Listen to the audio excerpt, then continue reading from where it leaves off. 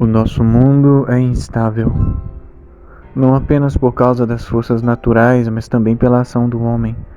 Apesar do aspecto de tranquilidade da realidade atual, que causam em certa instância um respeito, e também devido à tecnologia que promove facilidades, há sempre uma expectação de que ocorra algo que tire a paz, a segurança e ameace as nossas vidas. Deste modo, nem o otimista, nem mesmo o realista estão aptos a sobreviver, mas sim o pessimista. O otimista é o ser colorido, iludido com a esperança de melhora, que não trabalha em cima da possibilidade de calamidade, mas investe seus recursos financeiros, emocionais e de tempo na prosperidade, em um futuro feliz. Não que este esteja errado em querer o melhor. O problema é que, quando o completo oposto ocorrer, o ser colorido não estará preparado. Ele será aniquilado imediatamente. O realista, apesar de parecer engajado e sobretudo desperto, ainda não é o ideal.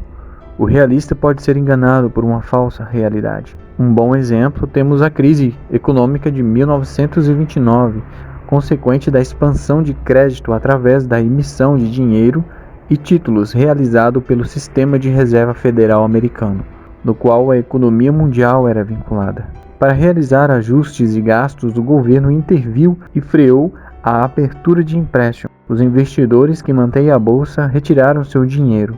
Então ocorreu a inevitável crise. O otimista, desde o começo, entrou de cabeça no tão desejado sonho americano, e o realista acreditava que o progresso atual era infalível, já que este se mostrava em expansão pelos seguintes aspectos: aumento do consumo, surgimento de novas empresas e empregos e aumento da produção e aumento dos investimentos.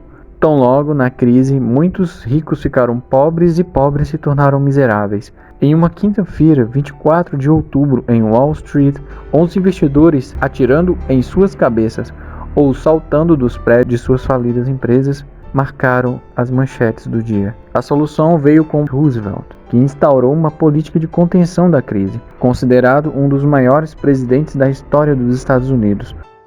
Aplicou a agenda doméstica do New Deal, promoveu obras públicas, benefícios sociais como o salário mínimo e o seguro-desemprego, evitou também a queda de preços e controlou a produção. Era um líder e pessimista. O pessimismo não é sinônimo de negativismo, apesar de parecer ao senso comum. O pessimista irá antever a possibilidade de calamidade, se preparar para ela mesmo que não ocorra, pois se ocorrer, este não sairá perdendo. O pessimista na crise de 29 não saiu comprando e gastando mais do que podia quando o crédito foi aberto. Este poupou recursos, investiu em riquezas concretas de rendas passivas e garantias de futuros retornos, como Irving Kahn, que não só previu a crise de 1929, como a superou, dobrando seu capital enquanto outros iam à falência. Se tornou forte e ajudou outros até que a crise fosse superada.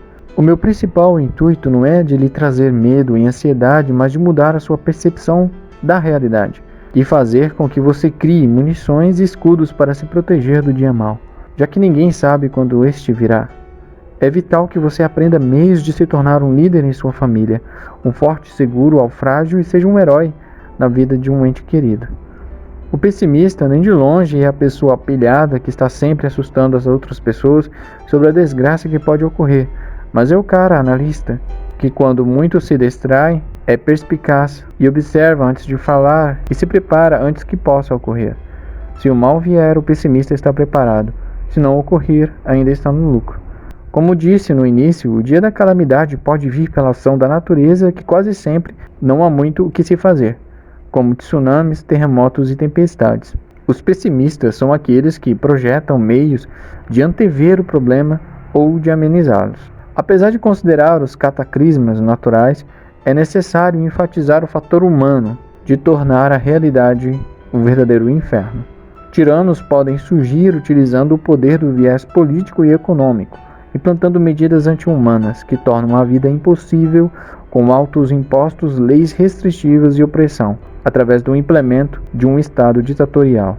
Como exemplos disso, temos governos tirânicos do século XX, como o dos comunistas/socialistas de Lenin, Stalin e Mao Zedong, e tantos outros que, somados, devastaram vidas onde governaram.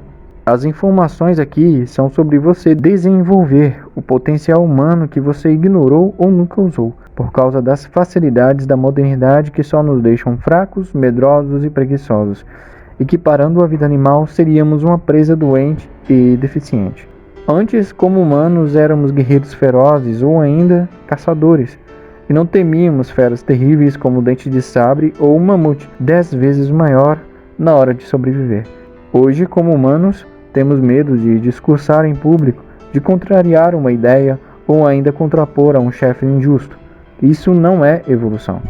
Um ser humano acostumado às facilidades transitórias, à falsa segurança das estruturas sociais, é incapaz de sobreviver a tempos difíceis, que chamo de Red Black, tempos de sangue e escuridão.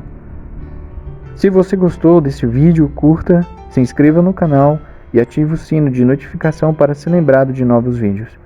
Eu sou o Pardal e estou sempre observando.